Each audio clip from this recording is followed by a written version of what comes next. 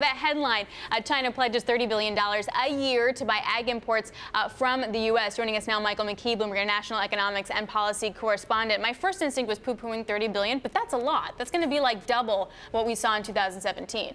Well, no, it's not double what we saw in 2017. It continues the path that we were on. 2017, about $24 billion worth of agricultural exports to China and growing on a regular basis. And you point to 2017, last time we had clean data before the sanctions.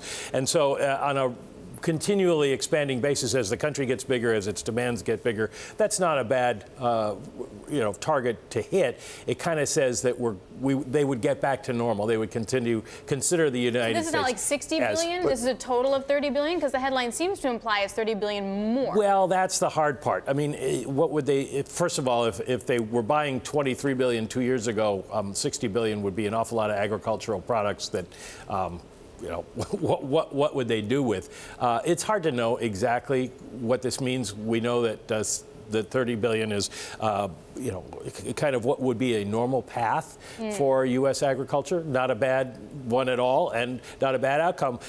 But seriously, more important is that this is only one small part of the negotiations. The negotiations, the real sticking point in the negotiations is what they do about industrial policy in China and the economy, and the fact that the government subsidizes efforts to do things that are unfair under world rules. That's the hard part. Buying stuff from the United States that they need, right.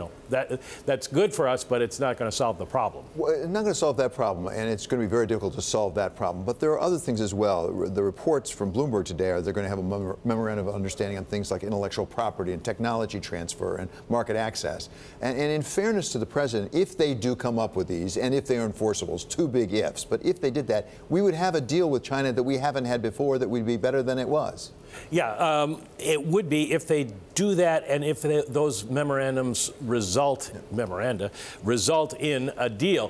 What it seems to be now is that we're trying to push the goalpost back, push the timing back, the March 1st deadline. There's not enough time left to get kind of a broad deal, but if you can get these memorandums in place on what we're going to negotiate into the future, then maybe that's enough for the president to extend the deadline, and they keep talking, and that's a win for both sides in the short run.